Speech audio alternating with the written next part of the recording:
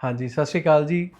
ਅੱਜ ਸਾਡੇ ਨਾਲ ਅਰਪਿਤ ਜੀ ਹੈਗੇ ਆ, ਅਰਪਿਤ ਨਿਗਮ, ਜੋ ਆਸਟ੍ਰੇਲੀਆ ਨੂੰ ਬਹੁਤ ਸਾਲਾਂ ਤੋਂ ਪ੍ਰਮੋਟ ਕਰਦੇ ਆ ਰਹੇ ਆ ਔਰ ਆਸਟ੍ਰੇਲੀਆ ਦੀਆਂ ਬਹੁਤ ਸਾਰੀਆਂ ਯੂਨੀਵਰਸਿਟੀਜ਼ ਦੇ ਵਿੱਚ ਬੱਚਿਆਂ ਨੂੰ ਭੇਜਦੇ ਆ ਔਰ ਕੋਸ਼ਿਸ਼ ਕਰਦੇ ਆ ਕਿ ਬੱਚਿਆਂ ਨੂੰ ਪੀਆਰ ਨਾਲ ਰਿਲੇਟਡ ਕੋਰਸ ਲੈ ਕੇ ਦੇਣ। ਤੇ ਅੱਜ ਆਪਾਂ ਉਹਨਾਂ ਤੋਂ ਕੁਝ ਆਸਟ੍ਰੇਲੀਆ ਨਾਲ ਰਿਲੇਟਡ ਇਨਫੋਰਮੇਸ਼ਨ ਲਵਾਂਗੇ। ਸਤਿ ਸ਼੍ਰੀ ਅਕਾਲ ਅਰਪਿਤ ਜੀ। सत श्रीकाल जी। ਕਿਵੇਂ, ਠੀਕ ਹੋ? बढ़िया जी, बहुत एक्साइटेड हूँ इस पॉडकास्ट के लिए मैं। सही है। क्या चल रहा है आजकल ऑस्ट्रेलिया में? ऑस्ट्रेलिया में तो आजकल र्यूमर सर, जो हमारी मार्केट है पंजाब की, वो र्यूमर ड्रिवन मार्केट है जी। तो जिस हिसाब से एजेंट र्यूमर फैलाता है तो उसी हिसाब से बच्चा समझता है ऑस्ट्रेलिया चल रहा है कि विदाउट आइल्स भी चले जाओ, विदाउट फंड चले जाओ, पर ऐसी कोई सच्चाई नहीं है। और कितने साल का एक्सपीरियंस हो गया आपको ऑस्ट्रेलिया के साथ? सर मैं 2017 से ऑस्ट्रेलिया का ही काम कर रहा हूँ मेजर। हमने देखा कि आप ऑस्ट्रेलिया को ही प्रमोट कर रहे हो, कनाडा, यूके, अदर कंट्रीज को नहीं करते। हाँ जी। और उसके पीछे क्या रीज़न है कि आप ऑस्ट्रेलिया को ही प्रमोट करते हो, ऑस्ट्रेलिया की मार्केट को ही करते हो कैप्चर, और लोग मल्टी कंट्रीज करते हैं, जैसे कोई सिंगापुर पकड़ लिया, कभी साइप्रस पकड़ लिया, कभी कनाडा पकड़ लिया, मतलब सीजन के हिसाब से। हाँ जी, हाँ जी। और आप शुरू से एक ही कंट्री को पकड़ रखा है, ऑस्ट्रेलिया करना है। तो उसके पीछे क्या मेन रीजन क्या है ऑस्ट्रेलिया? सर मेन रीजन उसके पीछे ये है कि जो वो ऑस्ट्रेलिया का काम है ना सर, वो अगर मान लो कोई भी एजेंट जो ऑस्ट्रेलिया कर रहा हो, आपने पहले भी सुना होगा, जो ऑस्ट्रेलिया करता है वो ऑस्ट्रेलिया करता है। बिल्कुल। रीजन ये है कि वो काम ही इतना लंबा है, इतना कॉम्प्लिकेटेड है, 180-200 पेज की एक बच्चे की डॉक्यूमेंट बन जाते हैं, उसकी स्क्रूटनी करना, डॉक्यूमेंट हर यूनिवर्सिटी का क्राइटेरिया, जीटी फिर क्राइटेरिया आपको मजा आता है वो ज्यादा डॉक्यूमेंट वाला काम अब करने आप में? समझ लो सर, हमें अब ये हो गया कि कठिन काम करने में ही मजा आता है। सही है। हाँ।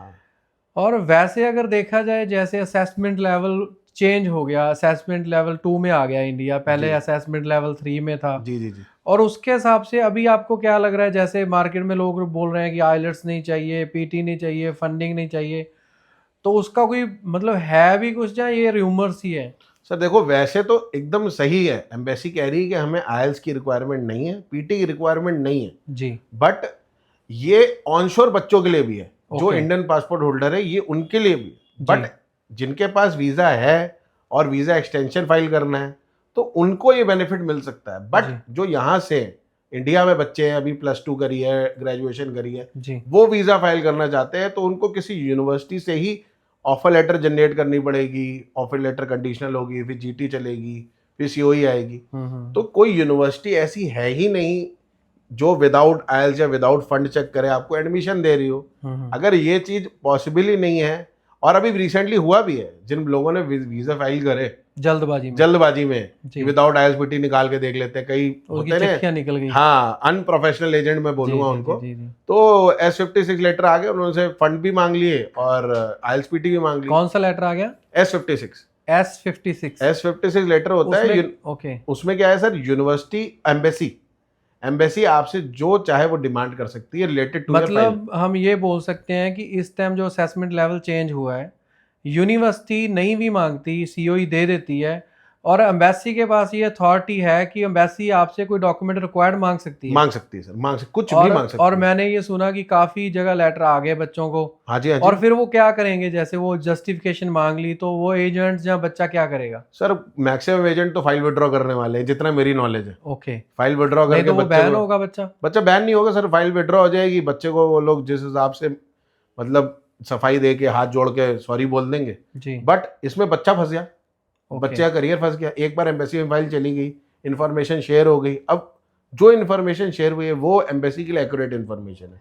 फाइल विड्रॉ के तो कुछ भी रीजन दे सकते हैं वो। ओके। एक ये चीज बोलते हैं कि ऑस्ट्रेलिया अगर एक बार रिफ्यूज हो गया तो दोबारा फाइल लॉन्च नहीं कर सकते, ये क्या रीजन है? सर देखो, वैसे देखा जाए काफी हद तक ये बात सही भी है, बट यूनिवर्सिटी कोई आपको ऑफर लेटर नहीं देती up to certain period of time. वो कोई पोर्टल होता है, उसके ऊपर चल जाता है। हाँ, प्रिज्म के ऊपर चढ़ जाता है, जिससे सीओई जनरेट होती है। बट कुछ सालों बाद, जैसे कोई बच्चा +2 के बाद रिफ्यूज हो गया, वो ग्रेजुएशन करे, ग्रेजुएशन करने के बाद 1-2 साल का एक्सपीरियंस ले, तो आफ्टर 4 to 5 years जब उसका वीजा रिफ्यूजल आ जाता है, पूरी प्रोफाइल चेंज हो जाती है, फिर वो किसी यूनिवर्सिटी में प्रिज्म से फिर चला जाता है। नहीं, चला नहीं जाता सर, उसको यूनिवर्सिटी चेंज ऑफ सर्कमस्टांसेस में कंसिडर कर लेती है। ओके। कि बच्चे की सर्कमस्टांसेस, जब वो +2 कर रहा था, अब उसने कोई प्रोफेशनल डिग्री कर ली, एग्जाम्पल वो BCA कर ली, बीटेक कर ली, फिर वो किसी अच्छी कंपनी में जॉब कर रहा था, तो there is a total change of circumstances, बच्चे की थिंकिंग, बच्चे की प्रोफाइल और उसके एस्पिरेशन में टोटल चेंजेस आ जाता है।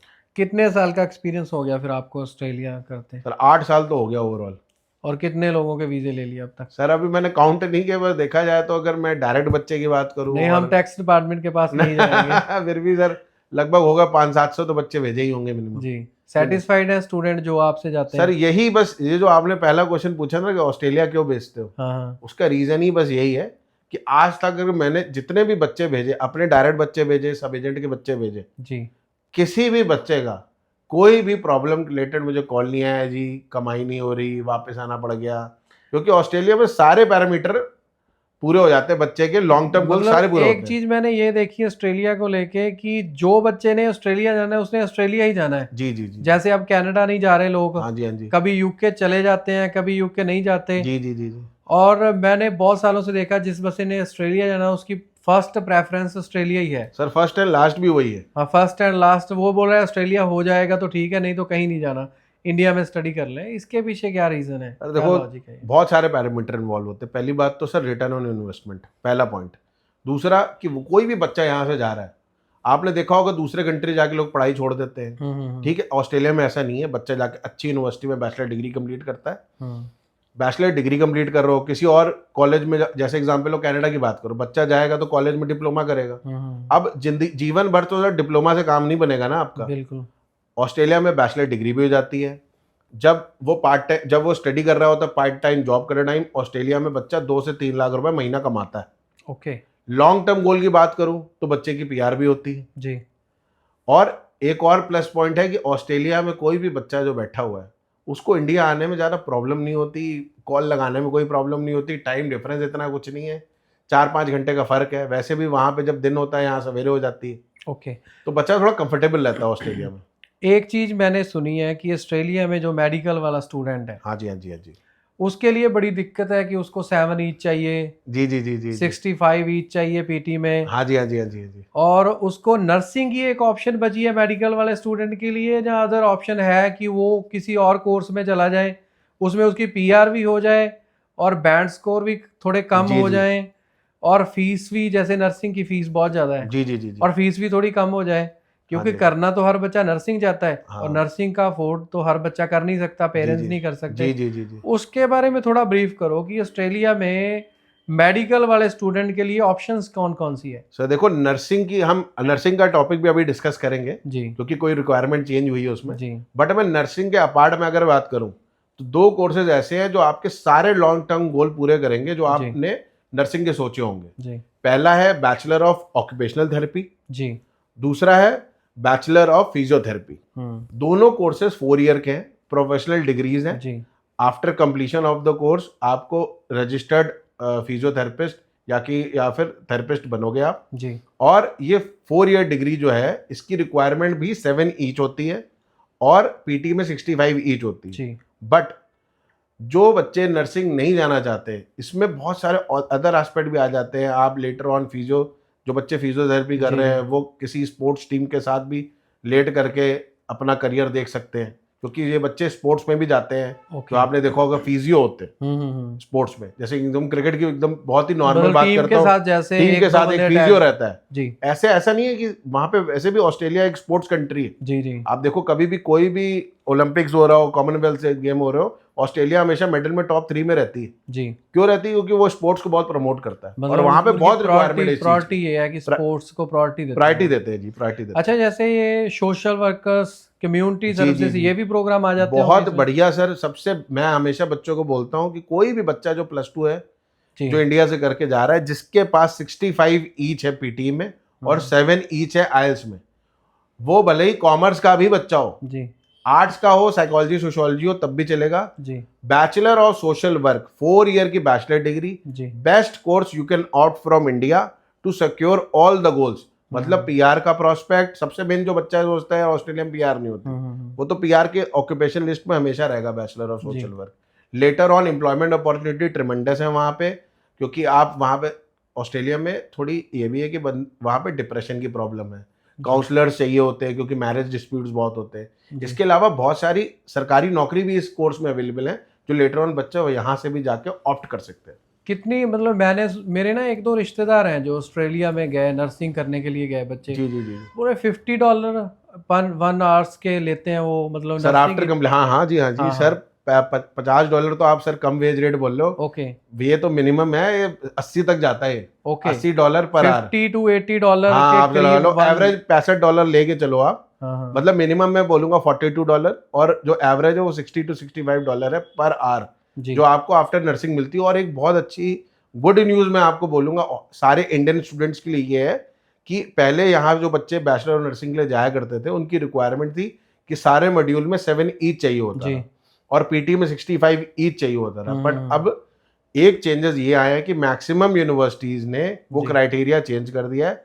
सारे मॉड्यूल में आपको 7 चाहिए, ओवरऑल 7 चाहिए, बट किसी बच्चे के राइटिंग में 6.5 रह जाते हैं, जो ओके इंडिया में जल्दी देखा गया है कि जी जी आइल्स में राइटिंग में 6.5 आ गए, हाँ तब भी वो स्टूडेंट एक्सेप्टेबल है फॉर बैचलर ऑफ नर्सिंग।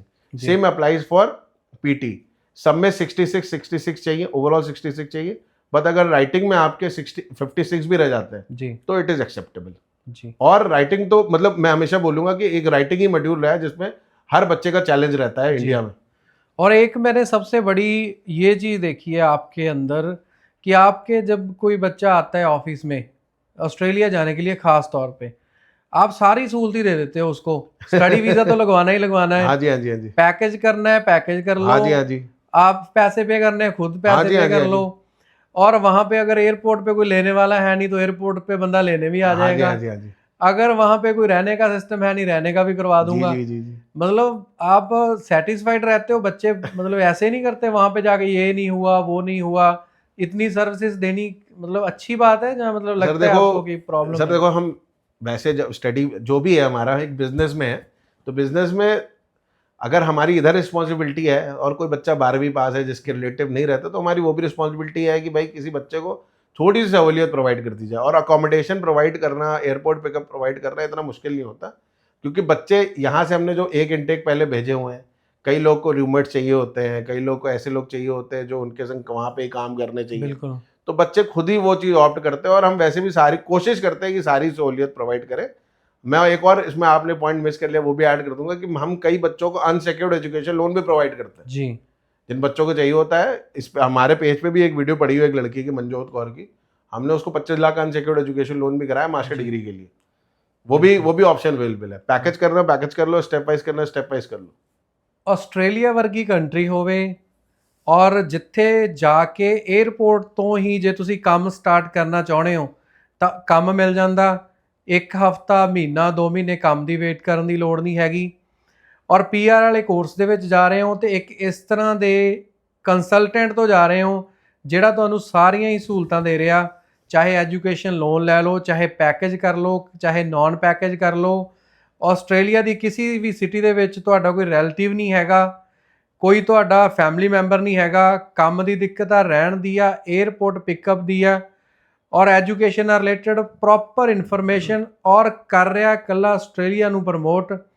ਉਹ ਅੱਜ ਦੀ ਡੇਟ ਦੇ ਵਿੱਚ ਬਹੁਤ ਘੱਟ ਕੰਸਲਟੈਂਟ ਆ। ਬਹੁਤ ਸਾਰੇ ਕੰਸਲਟੈਂਟ ਨੂੰ ਜਦੋਂ ਅਸੀਂ ਮਿਲਦੇ ਹਾਂ ਕਨਫਿਊਜ਼ਨ ਕ੍ਰੀਏਟ ਹੋ ਜਾਂਦੀ ਹੈ। ਕੈਨੇਡਾ ਚਲੇ ਜਾਈਏ, ਸਿੰਗਾਪੁਰ ਚਲੇ ਜਾਈਏ, ਨਿਊਜ਼ੀਲੈਂਡ, ਯੂਕੇ ਕੇ ਆਸਟ੍ਰੇਲੀਆ ਚਲੇ ਜਾਈਏ, ਕਨਫਿਊਜ਼ਨ ਤੋਂ ਬਚਣਾ ਤਾਂ ਇੱਕ ਇਸ ਤਰ੍ਹਾਂ ਦੇ ਕੰਸਲਟੈਂਟ ਹੈਗੇ ਆ ਅਰਪਿਤ ਨਿਗਮ, ਜਿਨ੍ਹਾਂ ਕੋਲੇ ਜਾ ਕੇ ਤੁਸੀਂ ਆਪਣਾ ਆਸਟ੍ਰੇਲੀਆ ਦਾ ਪ੍ਰੋਪਰ ਜਿਹੜਾ ਹੈਗਾ ਅਸੈਸਮੈਂਟ ਕਰਵਾ ਸਕਦੇ ਹੋ ਔਰ ਆਸਟ੍ਰੇਲੀਆ ਵਰਗੀ ਕੰਟਰੀ ਵਿੱਚ ਜਾ ਕੇ ਆਪਣਾ ਫਿਊਚਰ ਸਿਕਿਉਰ ਕਰ ਸਕਦੇ ਹੋ।